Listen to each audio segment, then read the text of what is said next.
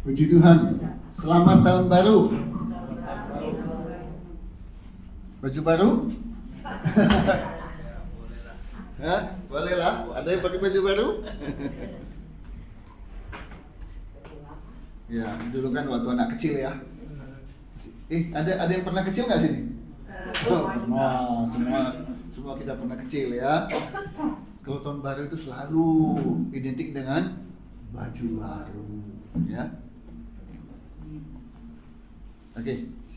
Tahun baru 2026 saya akan sampaikan khotbah dengan judul Tuhan mencukupkan. Amin. Dia selalu ada bagiku sebab dia Bapakku, Bapa yang kekal.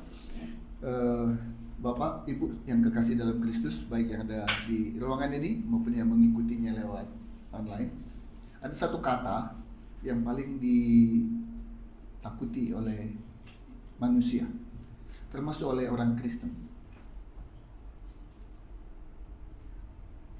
Kata apa itu kira-kira? Mati. Oke. Ada yang takut mati, betul. Ada di sini takut mati? Hah? Ada. Kata apa lagi yang ditakuti oleh manusia? Termasuk orang Kristen? Hah? Tidak punya uang. Ini jujur, ya. Oke, baik. Singkatnya saja. Satu kata yang saya maksud adalah kata kekurangan. Ini paling ditakuti oleh manusia. Kurang uang, kurang cantik, kurang ganteng, kurang ajar. Itu kan ditakuti kan? Ketemu sama orang kurang ajar gimana? Wah, bahaya kan? Masalah kan? Oke. Kata kurang atau kekurangan ini yang ditakuti oleh manusia, termasuk oleh orang Kristen. Orang Kristen ada nggak yang juga hidupnya kekurangan? Ada. Banyak ya? Banyak. Oke. Ini kata yang selalu ditakuti.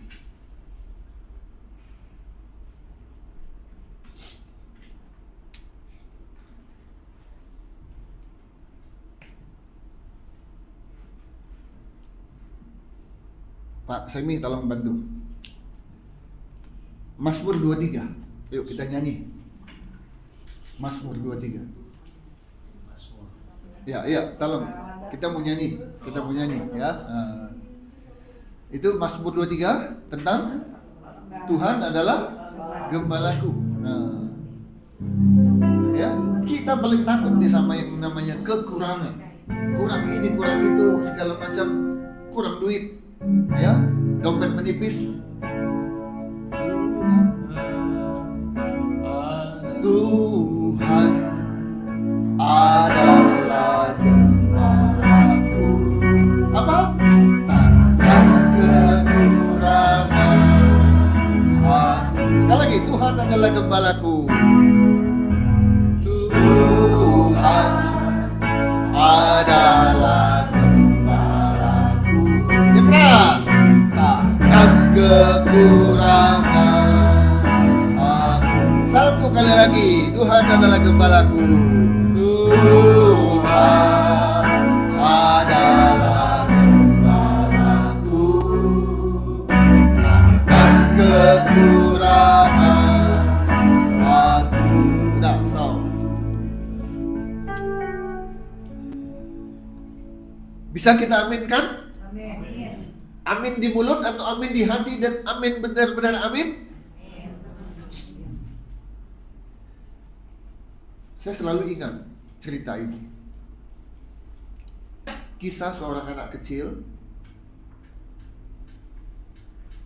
yang ketika di sekolah minggu, selalu guru sekolah minggu tiap minggu itu biasanya kasih satu ayat-ayat yang dihafalkan.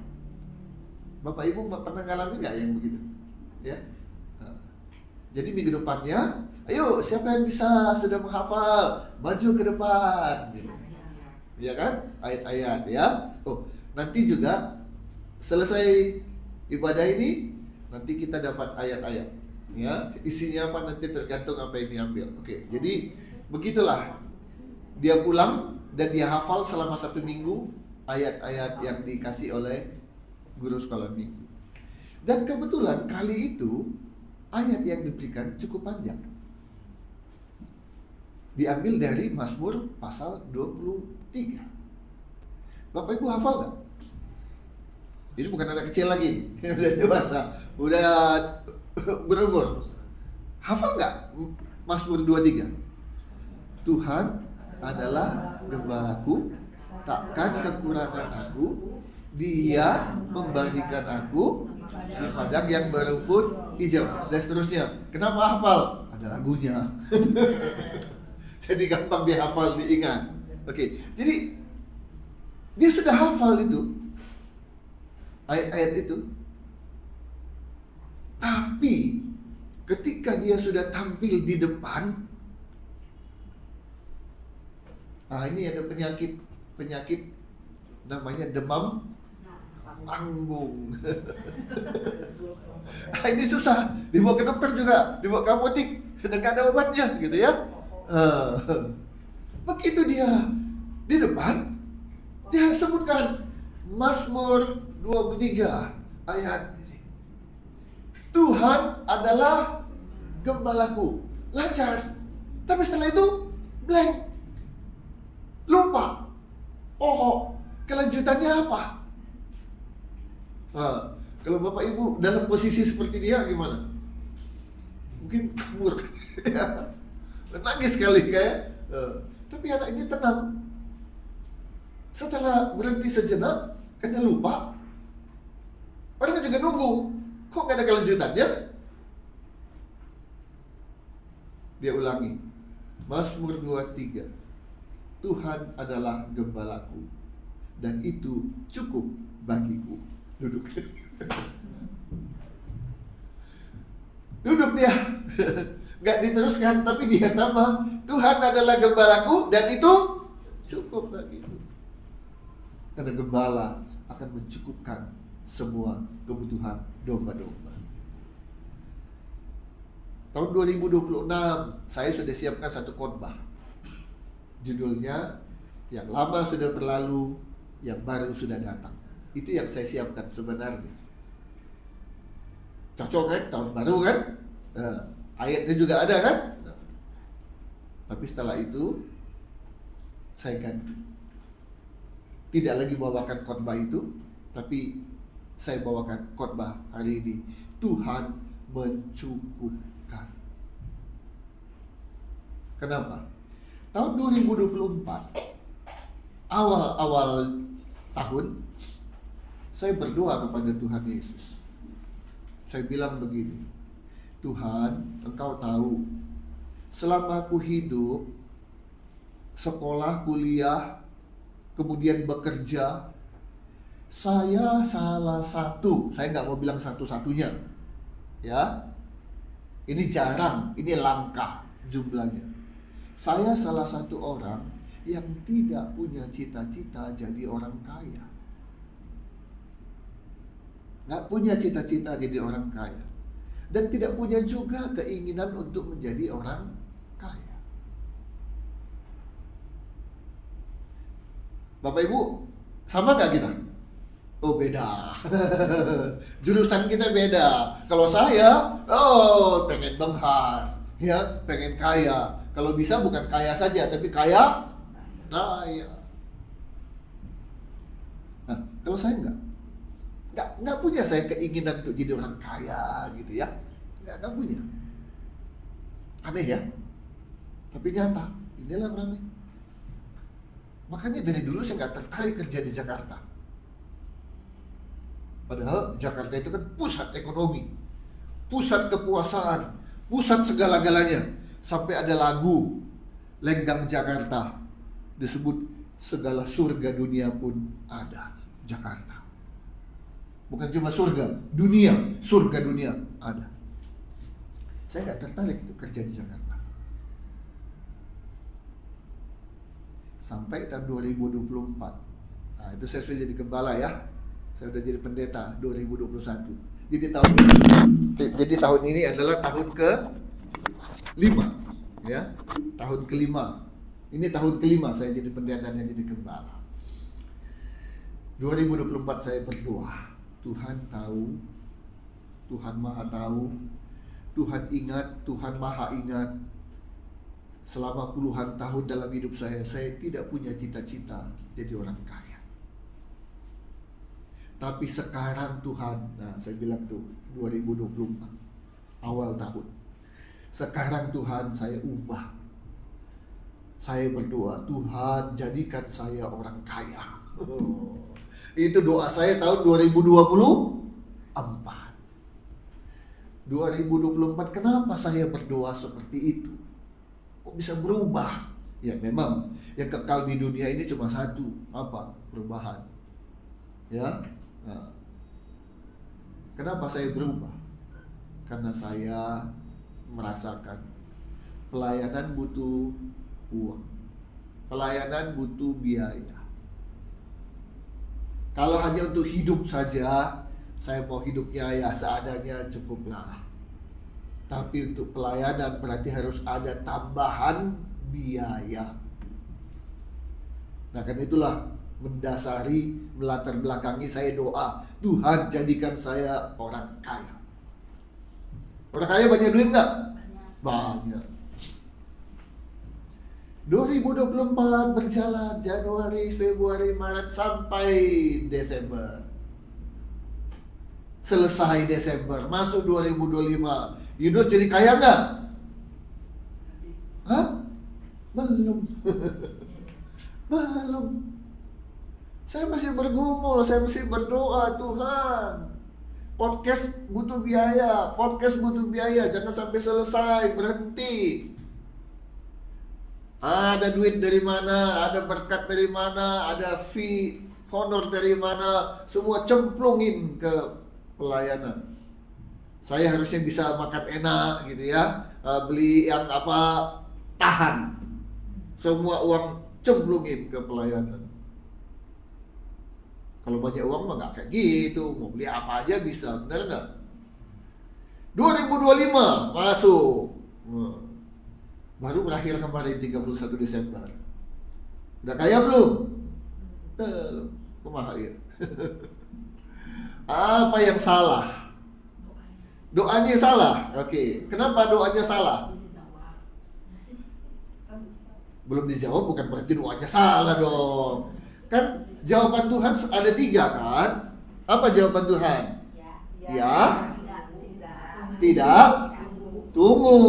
Nah, mana kita tahu. Kalau iya, udah selesai terjawab. Tapi 2 lagi. Kalau Tuhan bilang tidak, ya berarti tidak akan dijawab, tidak akan dikabulkan. Tapi juga waktu belum, itu masih ada kemungkinan yang ketiga. Apa itu? Tunggu. Nah, 2 tahun berdoa, minta jadi kaya, belum jadi kaya, bisa aja saya nunggu kan? Bisa kan nunggu kan? Nah, kan harus nunggu, sabar. Tapi 2025 Desember, biasa kan orang mengevaluasi diri kan? Kemudian bikin resolusi kan? Biasa kan? Saya berdoa, Tuhan, tahun 2026, apa yang mau kusampaikan kepada jemaatku? Muncul, aku mencukupkan. Wih, saya langsung ingat doa saya. Doa saya minta apa? Minta kaya. Saya evaluasi, oh, kalau begitu betul, doaku memang keliru. Doaku salah. Karena doaku berbunyi minta jadi kaya. Kaya itu artinya banyak uang. Dan seringkali ayat yang dipakai adalah Yohanes 10 ayat 10. Aku datang memberikan hidup yang berkelimpahan. Nah, itu diartikan, dipahami, ditafsirkan sebagai uang yang banyak. Jadi orang Kristen itu sukses, berhasil, kaya raya, berkatnya melimpah. Kemudian ada lagi khotbah, kamu nggak pernah minta. Tuh ayat firman Tuhan bilang, mintalah. Selama ini kamu nggak pernah minta, jadi mintalah. Minta apa? Minta kaya. Saya bilang, Tuhan, kalau begitu saya nggak tahu. Kalau orang lain tetap bilang enggak, jadi kaya mah boleh, berdoa minta kaya mah boleh, silakan. Bapak Ibu pun yang mau tetap minta doa kaya, silakan. Tapi saya belajar apa? Tuhan mengajarkan apa sih kepada kita? Jangan-jangan yang diajarkan oleh para pengkhotbah di Yohanes 10 ayat 10 itu bukan kehendak Tuhan. Yang hidup berkelimpahan itu sebenarnya bukan berarti kita akan jadi kaya raya. Kalau kita mau survei Bapak Ibu, dari 1000 orang Kristen, yang kaya raya ada berapa orang sih? Yuk, di Indonesia inilah orang Kristen yang kaya raya konglomerat ada berapa orang? Ada 100? Lebih? Atau kurang? Ada 1000 orang Kristen yang kaya raya di Indonesia? Ada? Tapi orang Kristen di Indonesia yang hidupnya pas-pasan, cukup-cukupan dan kekurangan ada berapa? Mana lebih banyak dengan yang kaya raya? Kalau ayat itu ya dan amin benar, berarti ada yang salah dong pada ayat itu. Kenapa kenyataannya orang Kristen di Indonesia sedikit yang konglomerat, sedikit yang kaya raya, yang banyaknya justru yang pas-pasan atau justru yang berkekurangan? Nah, ini yang kita mau belajar hari ini. Kita buka Alkitab kita.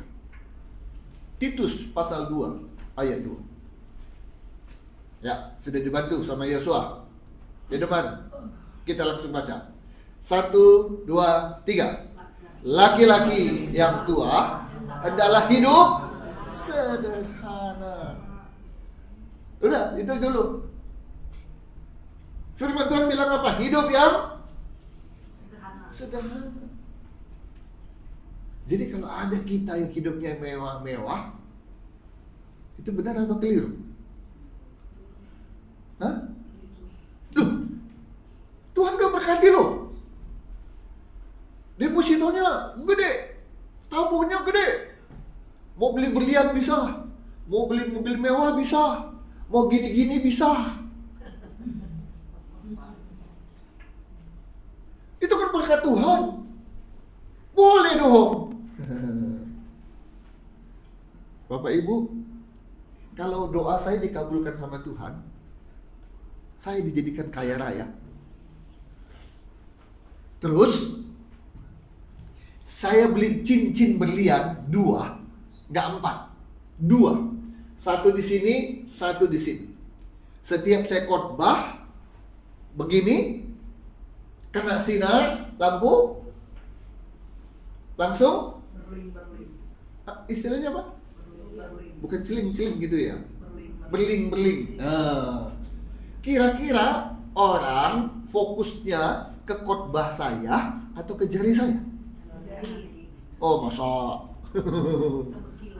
Lakin ya, sekali mungkin nggak diperhatikan, tapi berkali-kali saya mengangkat tangan saya, orang pasti lihat nggak? Lihat. Terus ketika Bapak Ibu lihat gembalamu pakai cincin berlian 2 di jarinya, gede-gede. 1, saudara bangga, saudara bersyukur, atau tentingan si Pak Gembala, mentang-mentang banyak duit, mentang-mentang diberkati, pakai berlian 2, kira-kira gitu nggak? Atau nggak semua. Tapi ada nggak yang berpikirnya begitu? Terus, ini kan zaman media sosial. Saya aktif di Facebook. Di TikTok nggak terlalu, di IG apalagi nggak. Tapi di Facebook banyak orang tahu saya, kenal saya. Karena saya banyak uang, doa saya dikabulkan Tuhan, diberkati Tuhan. Terus saya pergi minggu ini ke Swiss. Jepret-jepret, makan di Swiss di restoran yang mahal. Saya foto dulu, upload. Puji Tuhan, bisa makan yang nggak mahal-mahal banget, tapi ya 1 piring 3 juta. Kasih foto. Ini semua kemurahan Tuhan. Kata-katanya bagus gak? Bagus, puji Tuhan, kemurahan Tuhan, bisa makan 1 piring 3 juta. Terus orang yang baca itu ikut bilang, puji Tuhan, Tuhan luar biasa, hamba Tuhannya diberkati. Ada yang bilang itu? Ada. Tapi ada yang bilang, tenteingan, pendeta, gembala, upload ke Swiss, makan 3 juta. Emangnya semua jemaatnya udah bisa begitu? Emang seluruh jemaatnya udah kaya raya begitu? Minggu berikutnya, Minggu saya ada di sini. Senin saya sudah pergi lagi. Kemana? Singapura. Minggu depan lagi saya udah pergi kemana? Ke Amerika. Upload terus. Kira-kira apa yang saya lakukan? Karena saya punya banyak uang nih, diberkati Tuhan nih, memberkati para orang-orang yang lihat media sosial saya nggak? Itukah cara saya memuji Tuhan? Itukah cara saya memuliakan nama Tuhan? Memamerkan apa yang saya punya karena saya punya banyak uang? Atau itu justru akan membuat orang menjadi, aduh ini pendeta satu ini, pergi ke Jakarta, nggak jauh-jauh, Jakarta, masuk ke toko jam tangan, saya foto, ini jam nggak terlalu mahal, ada jam yang 3 miliar, tapi puji Tuhan, hari ini saya bisa beli jam tangan hanya 1 miliar. Puji Tuhan, upload. Yang lihat, astaga, kemarin ke Swiss, kemudian ke Amerika, ke Singapura, sekarang beli jam tangan, nggak mahal sih, ada yang 3 miliar, 5 miliar, 10 miliar, ini hanya beli 1 miliar saja kok. Kalau hidup saya seperti itu Bapak Ibu, boleh nggak? Ada nggak undang-undang yang saya langgar? Nggak ada. Tapi Bapak Ibu seneng nggak lihat upload yang seperti itu? Bahagia, sukacita nggak? Uang saya sendiri loh. Itu memuliakan nama Tuhan nggak? Dibandingkan saya upload, saya perjalanan di Kalimantan, bukan di Pontianaknya, itu ibu kota Kalimantan Barat, tapi saya masuk ke desa-desa dan saya upload foto gerejanya yang gubuk. Terus saya bilang, saya datang ke sini membawa bantuan untuk gereja yang ada di sini. Mana lebih bagus? Uang yang Tuhan berikan pada saya belikan cincin berlian, saya belikan mobil mewah, nggak ada undang-undang, nggak ada peraturan yang saya langgar, bebas uang saya. Dibandingkan saya datang kemana-mana, melayani, diundang, tidak perlu bayar ongkos pesawat saya, tidak perlu kasih PK buat saya, karena Tuhan berkati saya mau memberkati jemaat di sini. Saya nggak hanya datang bawa khotbah, tapi apa keperluan yang ada kalian, Tuhan berkati saya, itu saya bantu. Bagus mana? Nah karena itu saya bilang, Tuhan, kalau Tuhan berkati saya, Tuhan bikin saya jadi kaya, jujur Bapak Ibu, Yunus masih manusia nggak? Masih pengen cincin berlian nggak? Masih pengen mobil mewah nggak? Masih pengen makan di tempat-tempat mahal nggak? Masih. Jadi saya bilang, Tuhan, betul. Kalau Tuhan berkati saya, uang saya banyak, saya nggak jamin, gitu ya.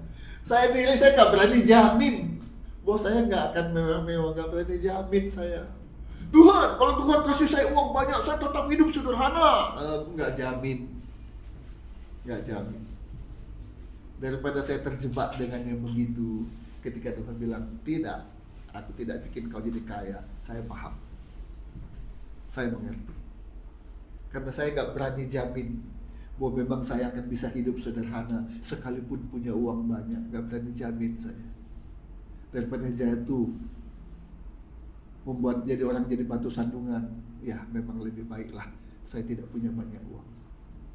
Tapi ini dia. Tapi Tuhan, aku kan butuh, tetap ada kebutuhan kan. Aku tetap ada kebutuhan keluarga maupun kebutuhan pelayanan. Nah itu bagaimana Tuhan? Kalau nggak punya uang, nggak punya chen, nggak punya doku, bagaimana? Tuhan bilang, aku mencukupkan. Ini yang membuat saya sadar. Karena itu, ini khotbah awal tahun 2026. Buat saya, juga buat kita semua. Berani nggak kita? Beriman nggak kita?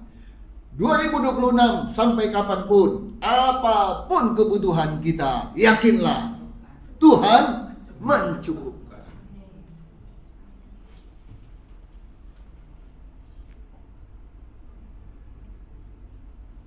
2 Korintus 9 ayat 8. 2 Korintus 9 ayat 8. Ini Tuhan inginkan kita hidup sederhana kan?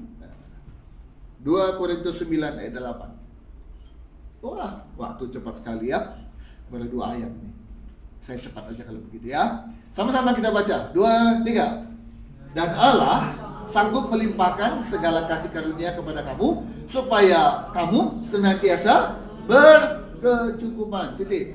Udah, berkecukupan. Udah, sampai di situ aja. Artinya Tuhan selalu ingin kepada kita bukan berlimpah, bukan berlebih, bukan bermewah-mewah. Tapi yang Tuhan inginkan hidup berkecukupan. Itu yang Tuhan mau. Jangan diplesetkan. Aku datang, aku memberikan hidup yang berkelimpahan. Kalaupun yang dimaksud berkelimpahan, ayat terakhirnya apa? Supaya kamu senantiasa berkecukupan dalam segala sesuatu dan malah berkelebihan dalam apa? Kebajikan. Bukan berlebihan duit. Keliru. Kita perlu punya banyak uang, malah pelit. Benar apa betul?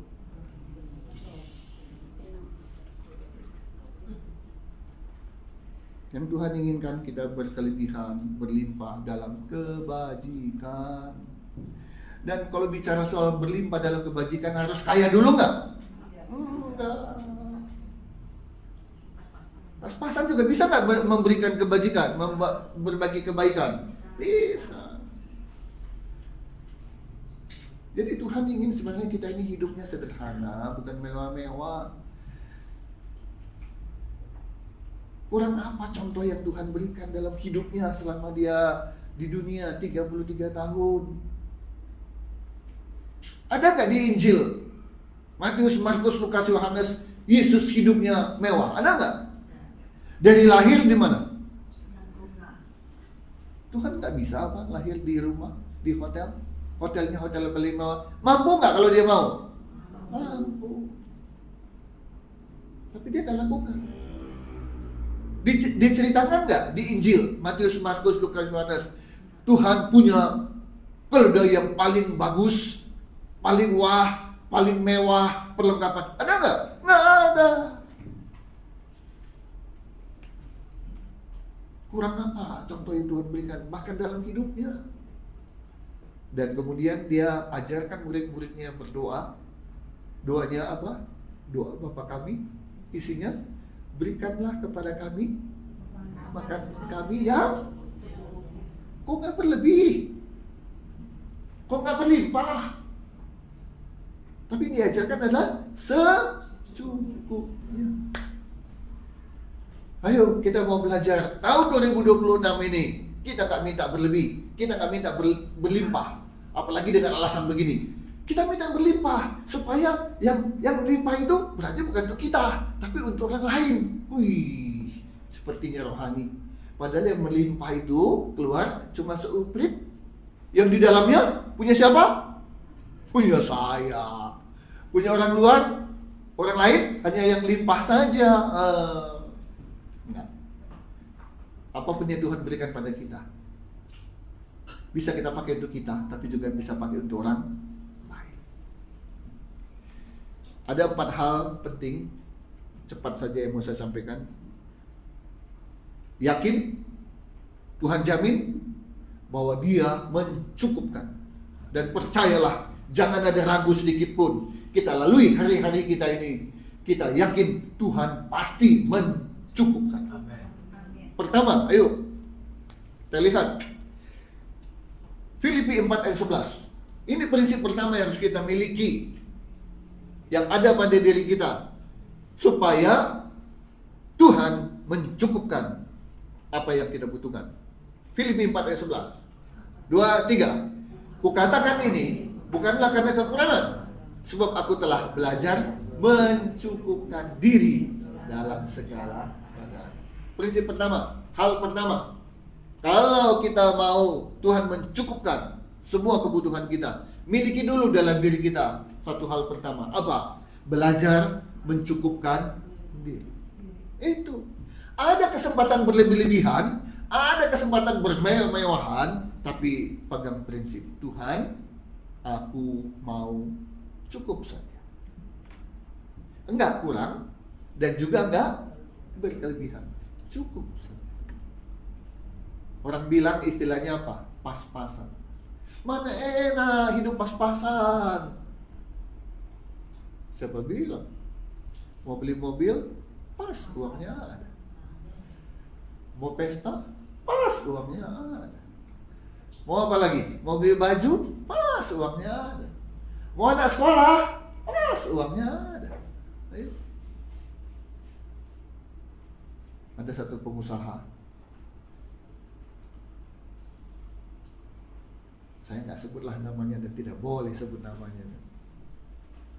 Dia punya properti ini, dia punya properti ini, punya properti itu. Dia punya bisnis ini, dia punya bisnis ini. Hebat nggak? Sukses nggak? Kaya nggak? Betul kan? Tapi dia bilang, Pak, saya mau jual properti yang satu ini. Karena memang sudah nggak dipakai, nggak berfungsi lagi, untuk apa? Tapi satu hal, saya masih punya utang di bank. Tiap bulan harus bayar apa? Bunga. Pusing juga nggak bayar tiap bulan bunga. Dan selain bayar bunga, bayar apa lagi? Pokoknya juga harus dibayar, jangan bunga doang. Lah kapan lunasnya kalau bunga doang dibayar? Jadi harus bayar pokok, cicilan. Cicilan itu terdiri dari pokok dan bunga. Pusing juga. Maka saya mau jual ini supaya bisa lunasi utang, supaya nggak pusing lagi. Rupanya punya utang di bank itu apa? Pusing. Beruntunglah kita yang nggak punya utang di bank. Ya, apa punya properti ini, punya bisnis ini, tapi selama masih punya utang ke bank, pusing. Ayo, Bapak Ibu punya utang nggak ke bank? Enggak. Puji Tuhan, nggak pusing. Ya, ayo belajar ya, hidup cukup. Itu. Jadi kalau kita nggak punya prinsip ini di kepala kita, prinsip kita ingin punya banyak, nanti bisa beli ini, bisa beli itu segala macam, nggak berlaku. Tuhan nggak akan cukupkan itu. Tapi Tuhan akan cukupkan, janjinya ya dan amin. Kalau memang kita punya prinsip, Tuhan, hidupku cukup aja lah. Ya. Kita baca yang kedua, ya. Yang pertama, prinsipnya harus kita pegang ya. Hidup kita harus cukupan. Udah, itu dulu, nggak berlebihan. Maka Tuhan akan cukupkan. Baru yang kedua, yang kita minta dicukupkan itu adalah betul-betul hal yang pokok. Ya. Hal yang pokok, hal yang penting. Bukan untuk kesenangan atau bukan untuk kemewahan. Nah, itu Tuhan pasti cukupkan. Tapi kalau kita udah mulai mikirkan yang macam-macam, oke. Satu ayat yang kita mau baca ya.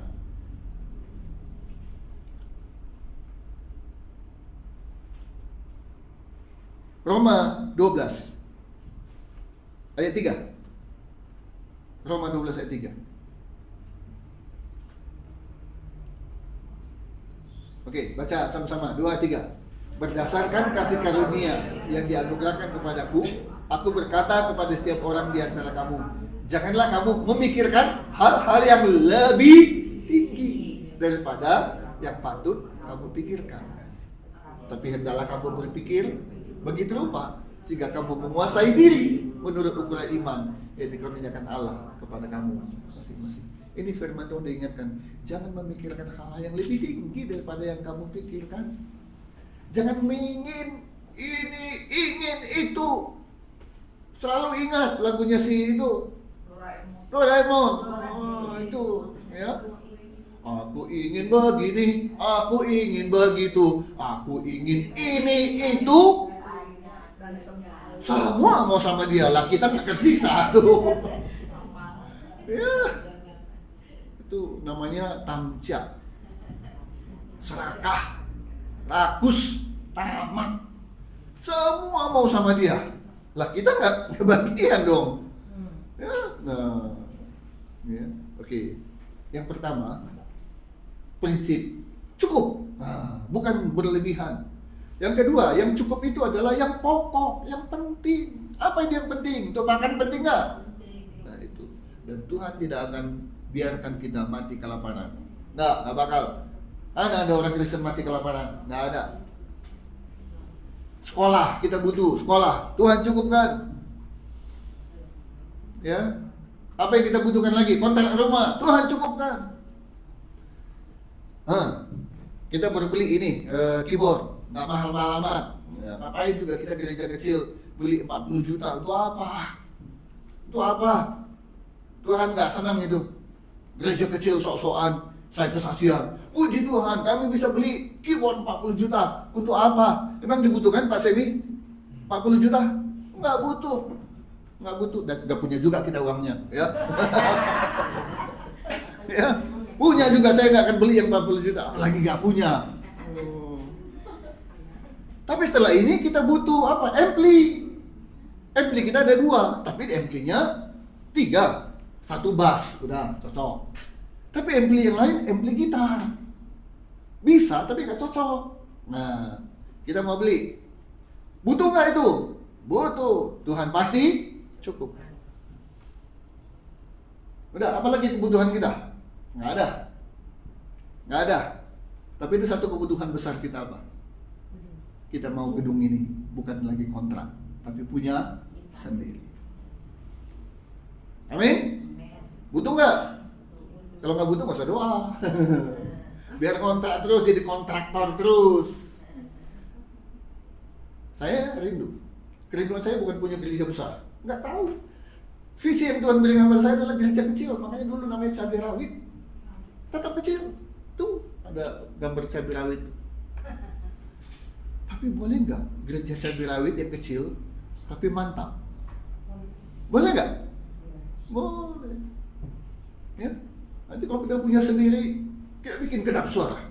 Jadi saya sering kali bilang, Pak Semi, kecilin. Karena ya ada kekhawatiran juga lah, ya kan?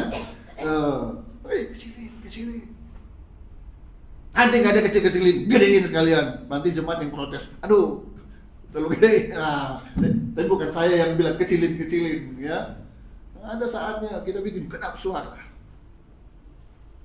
Ya, boleh kecil tapi mantap. Boleh nggak? Boleh. Selama itu kebutuhan kita, saya percaya pasti Tuhan cukupkan. Dari mana? Enggak tahu. Jangan atur Tuhan. Ya, tergantung Tuhan bagaimana. Oke, yang pertama punya prinsip cukup, jangan berlebih. Yang kedua, itu semua adalah kebutuhan yang penting, pokok. Baru yang ketiga, ini dia, iman. Selama ini Bapak Ibu, kita semua punya iman nggak sih? Punya, betul kan? Kan nggak tiba-tiba ini baru tahun 2026 baru punya iman, kan tidak. Dari dulu sampai sekarang, sampai kapanpun kita punya iman. Tapi masalahnya, sudah besar nggak iman kita? Imannya bagaimana? Iman bahwa Tuhan pasti mencukupkan. Jangan ragu-ragu, jangan bimbang. Udah berdoa, tapi kira-kira Tuhan kasih nggak ya? Tuhan jawab nggak ya? Sepanjang satu, kita punya prinsip, Tuhan aku nggak ingin berlebih, aku nggak ingin mewah-mewah, cukup saja Tuhan. Kedua, aku butuh itu hanya hal-hal yang penting Tuhan. Nah, untuk itu aku beriman. Tidak mungkin Tuhan tidak berikan.